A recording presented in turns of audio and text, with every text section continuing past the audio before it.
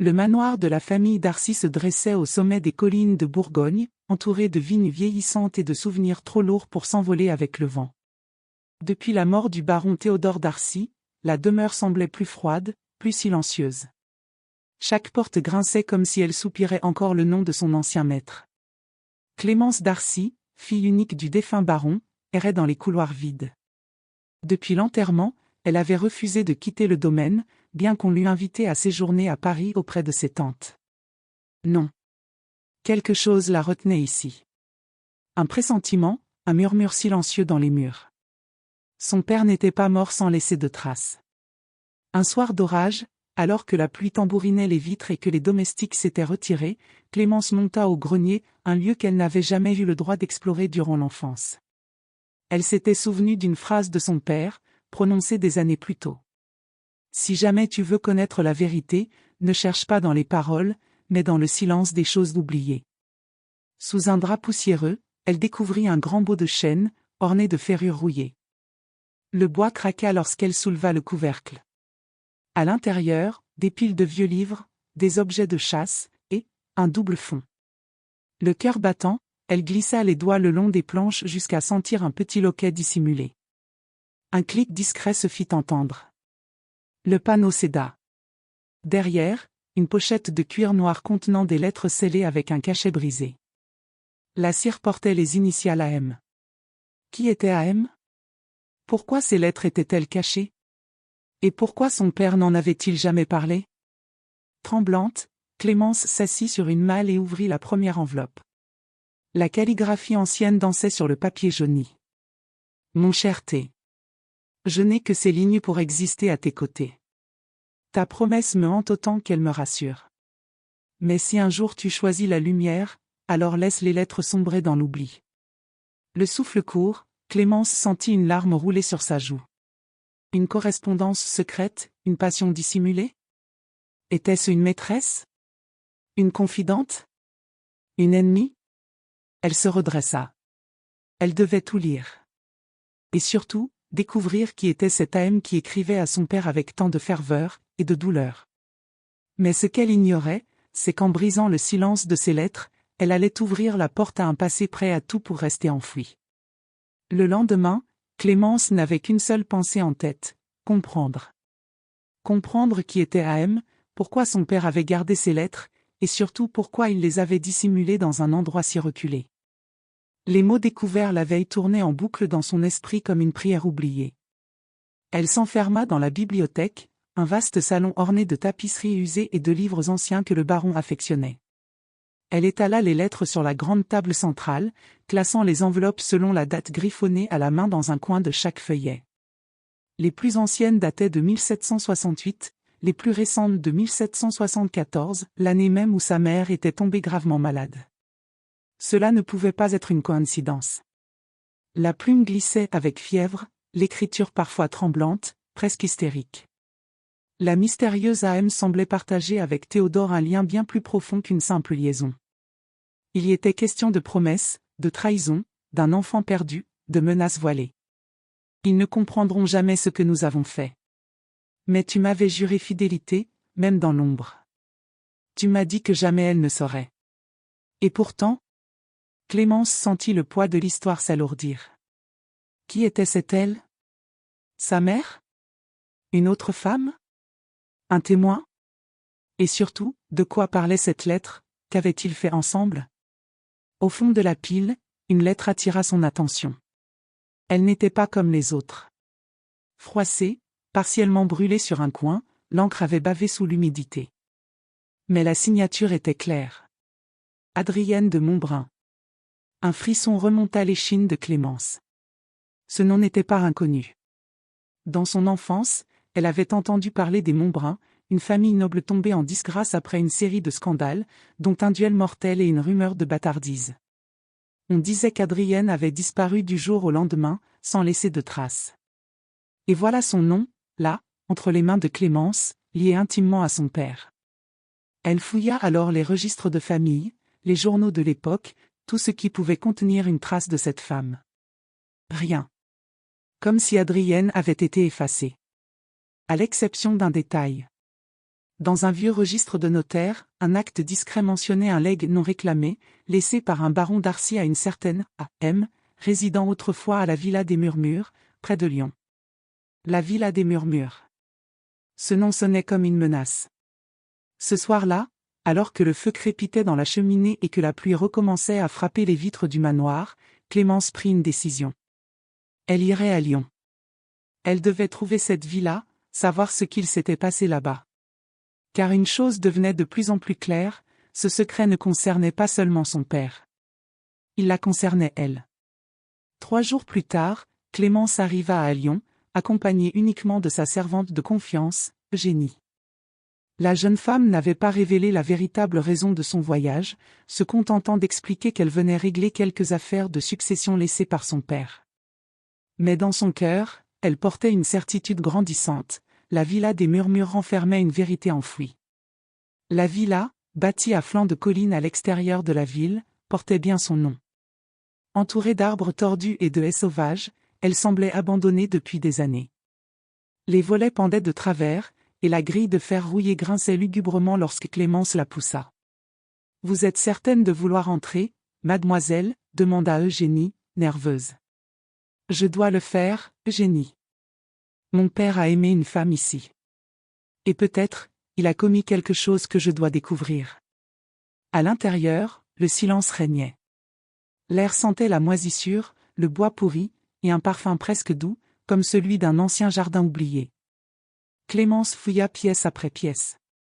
La villa avait été ravagée par le temps, mais certaines traces subsistaient, un piano recouvert d'un drap déchiré, un portrait de femme brisé, dans une chambre à l'étage, une boîte en laque noire. À l'intérieur, un médaillon. Et dans ce médaillon, un portrait miniature de Théodore d'Arcy, jeune, souriant, et tenant dans ses bras une femme brune au regard magnétique. Adrienne de Montbrun. Et derrière le médaillon, une mèche de cheveux blonds très pâle, presque blanc. D'enfant. Clémence sentit son souffle se couper.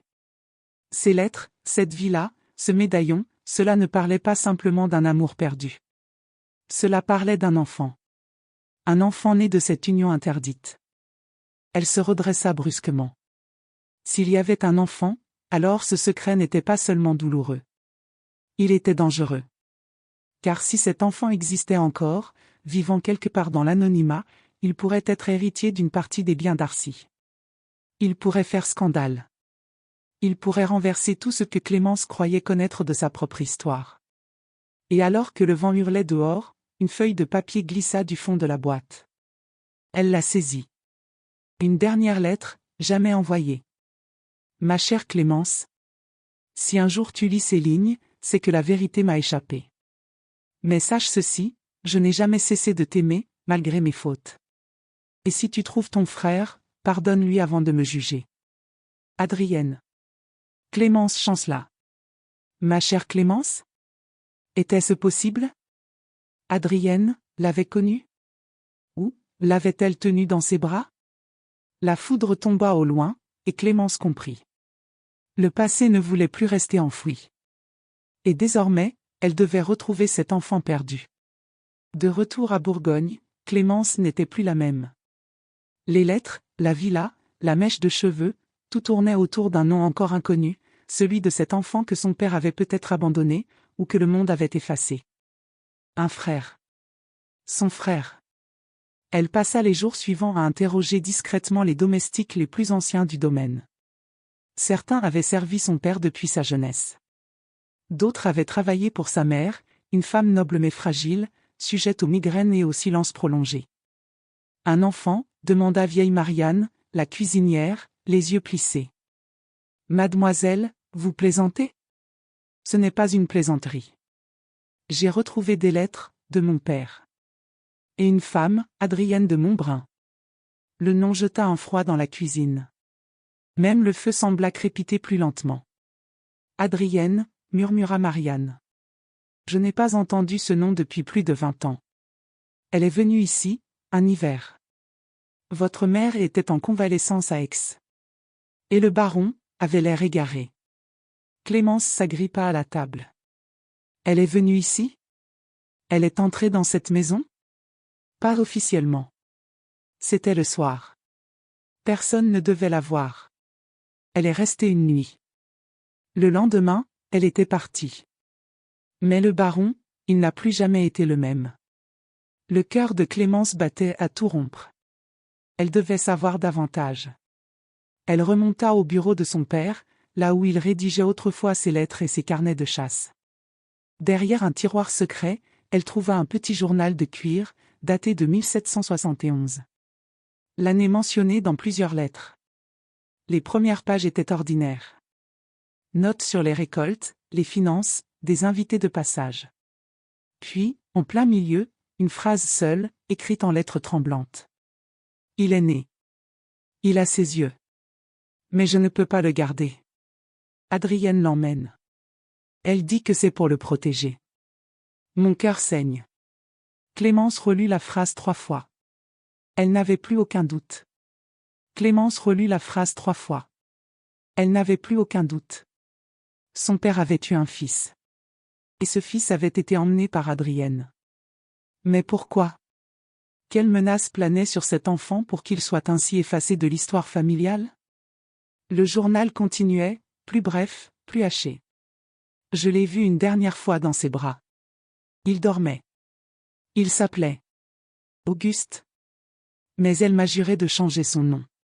De l'élever loin de tout. Que jamais personne ne ferait le lien. Auguste. Le nom résonna comme un écho dans les couloirs du manoir. Et pourtant, ce nom ne figurait dans aucun arbre généalogique, aucune lettre officielle, aucun acte d'état civil lié au Darcy. Clémence passa la nuit à comparer les dates, les trajets, les indices laissés dans les lettres d'Adrienne.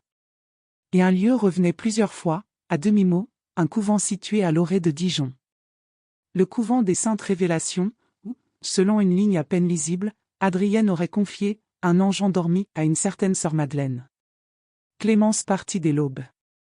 Le carrosse roula à travers les campagnes encore embrumées, et la peur nouait sa gorge. Et si elle trouvait ce frère? Et s'il était mort? Ou pire, s'il ignorait tout? Le couvent était silencieux, presque désert. Une sœur âgée les reçut à l'entrée. « Sœur Madeleine ?» demanda Clémence. « Elle est morte depuis 15 ans, » répondit la nonne. « Que lui vouliez-vous, mon enfant ?» Clémence hésita, puis montra le médaillon d'Adrienne. Les yeux de la sœur s'agrandirent. Cette femme est venue ici. Avec un nourrisson. Elle a supplié Madeleine de le cacher, de ne jamais révéler son nom. Et qu'est devenu cet enfant? La religieuse hésita, puis, baissant la voix. Il a été adopté par une famille de fermiers du Jura. Des gens simples. Il s'appelait Benoît. Grand garçon, très calme, mais avec une tristesse dans les yeux qu'aucun prêtre n'a su apaiser. Clémence ferma les yeux. Benoît. Auguste. Son frère vivait. Et tandis qu'elle remerciait la religieuse, une chose devint limpide, elle devait maintenant le retrouver. Et lui dire la vérité.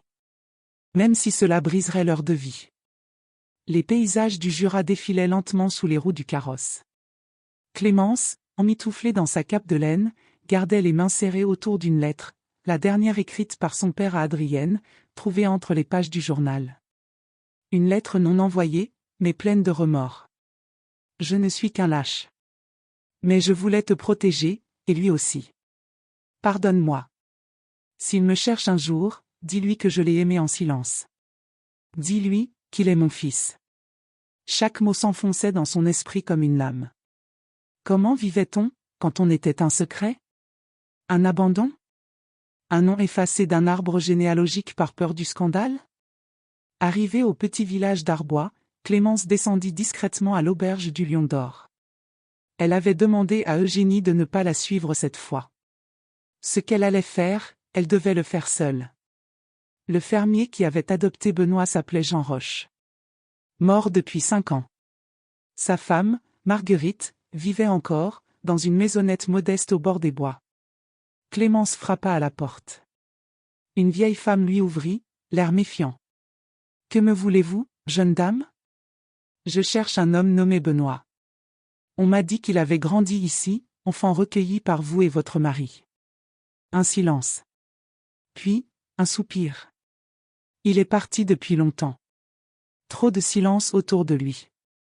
Il posait des questions que je ne pouvais pas entendre. Il est allé à Besançon, je crois. Il voulait devenir quelque chose, plus qu'un fil de fermier. Avait-il une marque? Un signe distinctif? Il avait une cicatrice derrière l'oreille. Et des yeux d'un vert, presque irréels. Clémence hocha la tête. Son père avait les mêmes.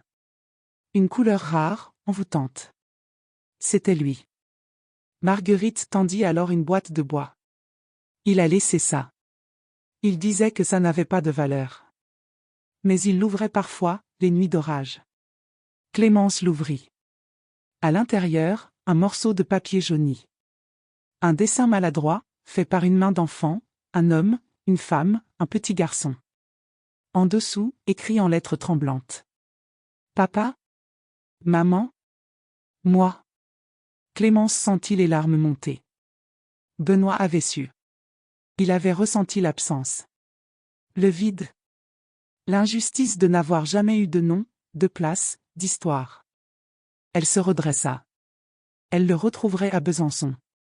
Et cette fois, elle ne serait pas une étrangère venue du passé. Elle serait sa sœur. Mais dans l'ombre de la forêt, une silhouette les observait. Quelqu'un d'autre suivait la piste de Benoît. Besançon, ville de pierres grises et de murmures, s'élevait au bord du Doubs comme une vieille dame austère. Clémence y arriva au crépuscule, le cœur serré, les yeux égarés dans la foule. C'était la première fois qu'elle posait les pieds dans une ville aussi animée. Les rues bruissaient de rumeurs, de marchands, de soldats en uniforme, et de prêtres pressés. Mais au milieu de cette agitation, elle cherchait un visage inconnu, celui de son frère. Grâce aux informations données par Marguerite, elle se rendit dans les faubourgs, près du quartier des artisans. Là, un certain Benoît Roche était employé dans une imprimerie tenue par un certain monsieur Delon, un homme sévère au regard d'aigle. Oui, il travaille ici, dit-il en haussant les épaules. Mais il n'est pas là aujourd'hui. Parti livrer des ouvrages à la bibliothèque municipale. Clémence le remercia et se dirigea aussitôt vers le bâtiment en question. Le cœur battant à chaque pas. La bibliothèque, immense, silencieuse, semblait appartenir à un autre monde. Sous les hautes voûtes, le silence n'était rompu que par le froissement des pages et les pas feutrés des lecteurs. Et là, au fond d'une allée, elle le vit. Il était grand. Mince. Le dos tourné, portant une caisse de livres. Il parlait doucement à un bibliothécaire. Sa voix, cette voix, ressemblait étrangement à celle de son père, lorsqu'il lisait à voix haute les tragédies grecques au coin du feu. Clémence s'approcha. Lentement. Benoît? Il se retourna. Des yeux verts. Profonds. Inquiets. Oui. Elle ouvrit la bouche, mais aucun mot ne sortit. Tout ce qu'elle avait préparé, répété, s'effondra face à ce regard perdu. Je viens de Bourgogne. Du manoir d'Arcy. Un froncement de sourcils. Je ne connais pas. Vous êtes né en 1771. Le 12 avril. Dans une villa près de Lyon. Votre mère s'appelait Adrienne. Adrienne de Montbrun. Il blêmit. Qui êtes-vous?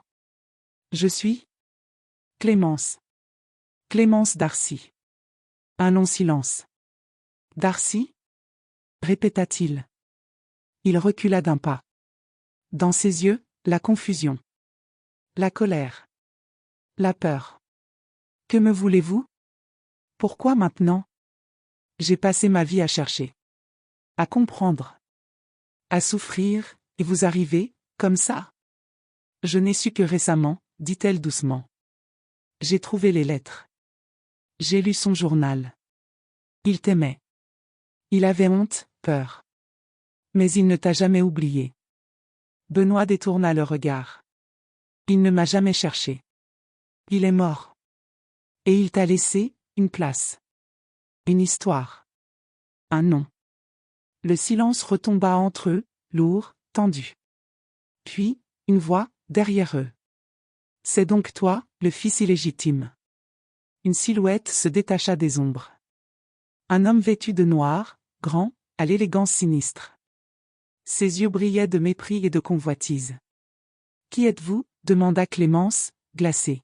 « Un homme qui a beaucoup à perdre, si ce garçon devient ce qu'il est censé être. » Il sortit lentement une dague, fine et brillante comme une menace. Benoît s'interposa immédiatement entre Clémence et l'homme à la dague. Il ne savait pas qui il était, mais son regard suffisait, il avait tué avant, ou en tout cas, savait comment le faire sans hésiter. « Reculez » dit-il à sa sœur à demi-voix. L'homme en noir sourit. « Comme c'est noble. Tu as son sang, ça se voit. » Le baron Théodore Darcy était tout aussi téméraire. Et tout aussi naïf. « Qui êtes-vous » gronda Benoît. « Je m'appelle Victor de Brissac. Et j'étais le cousin légitime destiné à tout hériter après la mort du baron. Jusqu'à ce que tu sortes de l'ombre comme un souvenir pestilentiel. » Clémence pâlit. « Vous saviez pour Benoît ? » ?»« Oh, je l'ai su bien avant vous, mademoiselle. Votre père n'était pas aussi discret qu'il le croyait. Adrienne de Montbrun avait des ennemis. Dont moi. » Il fit un pas en avant. Benoît serra les poings. « Vous ne me ferez pas peur. Je n'ai pas grandi dans les salons. Je sais me battre. » Victor s'arrêta. « Je ne suis pas ici pour te tuer, du moins, pas encore. Je suis ici pour te prévenir, n'approche jamais du manoir Darcy. N'exige rien. N'ouvre pas ce passé. Ou alors, tout ce que tu crois avoir trouvé sera détruit. Et ceux que tu viens à peine de rencontrer, aussi. » Son regard glissa vers Clémence avec une lenteur cruelle. Puis il tourna les talons et disparut dans les rayons de la bibliothèque, comme une ombre avalée par le silence. De retour à l'auberge, Clémence et Benoît restèrent longtemps sans parler. Ils s'étaient à peine retrouvés, et déjà un ennemi commun les menaçait. « Je ne veux rien, » dit Benoît enfin. « Je ne veux pas de titre. Pas de fortune. Je voulais juste savoir d'où je venais. »« Et tu le sais maintenant » murmura Clémence. « Mais il ne s'agit plus seulement de toi. Si Victor est prêt à tout pour t'effacer, c'est qu'il craint quelque chose. Il cache sans doute bien plus que ce qu'il prétend. » Benoît hocha la tête. « Alors il est temps d'aller là où tout a commencé. Au manoir. » Clémence sentit un frisson. Oui. Il devait retourner à Bourgogne. Mais il n'était plus seul. Quelqu'un, dans l'ombre, écoutait leur projet. Et une autre lettre, plus ancienne encore, attendait d'être trouvée. Une lettre qui pourrait tout changer. Le manoir Darcy se dressait à l'horizon comme un spectre de pierre, figé dans le temps. En approchant à cheval, Benoît sentit une étrange vibration sous ses côtes, un mélange d'effroi et d'attirance. C'était ici que son sang avait été nié, puis dissimulé. Et pourtant, chaque arbre, chaque pierre semblait l'attendre. Clémence, silencieuse, scrutait le domaine avec des yeux graves. Elle avait demandé aux domestiques de s'éloigner pour quelques jours. Le domaine devait rester vide. Pour leur sécurité. Pour ce qu'ils allaient découvrir. « Tu es prêt » demanda-t-elle. « Je ne sais pas » répondit-il. « Mais je suis là. » Ils descendirent de cheval et franchirent les portes du vestibule. Tout semblait intact, le lustre de cristal poussiéreux, le grand escalier de marbre, les portraits austères des ancêtres. Mais quelque chose avait changé. Peut-être était-ce le regard de Benoît. Ou le silence plus dense que d'habitude. Ils se dirigèrent d'abord vers le bureau de Théodore. Clémence montra à son frère le journal du baron, les lettres, les objets retrouvés. Benoît parcourait les pages comme un orphelin retrouvant des fragments d'un père qu'il n'avait jamais connu. Parfois, il souriait à une phrase. Parfois, il fronçait les sourcils. Il y avait de l'amour dans ses mots. Mais aussi du désespoir. « Il t'a abandonné, mais il t'a pleuré » murmura Clémence. « Et je crois qu'il voulait réparer. Il n'a juste jamais eu le courage. Ou le temps. » Ils décidèrent alors de fouiller plus en profondeur. Clémence se rappela qu'il existait une aile du manoir condamnée depuis la maladie de sa mère. Une aile que même les domestiques évitaient. On disait qu'elle était hantée. Ils y allèrent, une lanterne à la main. Le couloir, étroit et poussiéreux, débouchait sur une chambre scellée. Sur la porte, un vieux symbole de cire rouge, le cachet de la famille Montbrun. C'est impossible, dit Clémence à voix basse. Elle brisa le cachet. À l'intérieur, une chambre d'enfant. Déserte. Oubliée. Les rideaux fanés dansaient au gré du vent. Un cheval de bois cassé gisait au sol. Et sur le lit, soigneusement posé, un coffret en bois sombre. Ils l'ouvrirent. Des jouets. Des lettres. Et un carnet de femme. Le journal d'Adrienne. Clémence le prit avec précaution. Elle tourna les premières pages.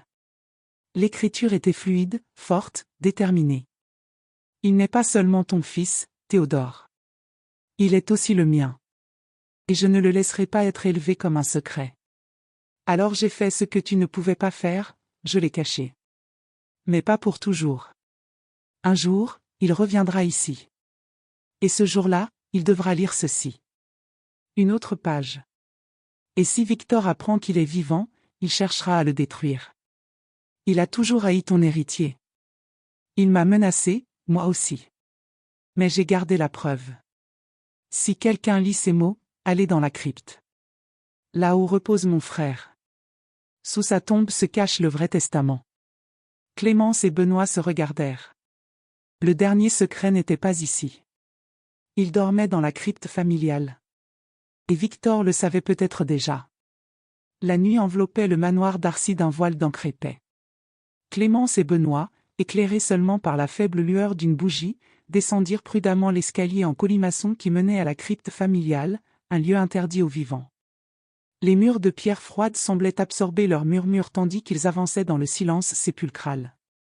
À mesure qu'ils s'enfonçaient, un sentiment de lourdeur les accablait, comme si le passé lui-même pesait sur leurs épaules. Au bout du couloir, une dalle gravée portait le nom d'Adrien d'Arcy, frère cadet du baron, mort dans des circonstances mystérieuses plusieurs décennies auparavant. C'était l'homme dont parlait la lettre d'Adrienne, son frère, donc l'oncle oublié. Clémence s'agenouilla et chercha le mécanisme secret décrit dans les écrits. Ses doigts tremblants trouvèrent une pierre légèrement différente, qu'elle appuya doucement. Un clic sourd retentit, et une trappe s'ouvrit, révélant un petit compartiment caché. À l'intérieur, un coffre en métal orné d'arabesques finement ouvragées. Elle l'ouvrit lentement, découvrant un document ancien, soigneusement plié et scellé d'un cachet de cire rouge marqué des initiales T.A. « C'est le testament », murmura Benoît.